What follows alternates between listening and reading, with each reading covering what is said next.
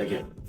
जैसे जो product based companies हैं, जो कि मान लीजिए सर्विस बेस्ड नहीं है, तो प्रोडक्ट बेस्ड कंपनीज़ में क्या होता है कि जो प्रोडक्ट्स हैं, उनके प्राइसेज़ हाई होते हैं just because of oil price high होता है तो, किसी भी का भी। आप ये समझिए कि सिर्फ़ ऑयल प्राइस से ये भी नहीं है कि सिर्फ़ ये जो बना-बनाया माल है उसको भेजने में दिक्कत होती है। आप एक चीज़ समझो कि आप जब रॉ मटेरियल ले रहे हो, मान लीजिए मेरी कपड़े टी-शर्ट का ब्रांड है मेरा बॉक्स, तो मैं अगर टी-शर्ट का ब्रांड मेरा अगर है और मैं टी-शर्ट को ये कर रहा हूँ सेल करता हूँ या प्रमोट करता हूँ, तो भाई हमारा टी-शर्ट का रॉ मटेरियल महँगा हो गया, जस्ट बिकॉज़ कि जहाँ पर से आना था, वहाँ से आने में ट्रांसपोर्टेशन मान लीजिए हमारा फैब्रिक लुधियाने से आता है, तो लुधियाने से हमारा फैब्रिक यहाँ आना था दिल्ली, तो वो यहाँ आने में जो ट्रांसपोर्टेशन कॉस्ट बढ़ गया,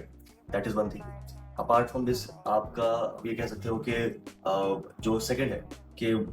अगर वहाँ पे उन्होंने रॉ मटेरियल मंगवाया होगा, उसी फैब्रिक का, उसी कुछ का, तो उसका भी कॉस्ट बढ़ गया होगा, जस्ट बिकॉज़ कि ये जैसे कि ट्रांसपोर्टेशन कॉस्ट होता है, वो यहाँ से सम अदर प्लेसेस से इधर का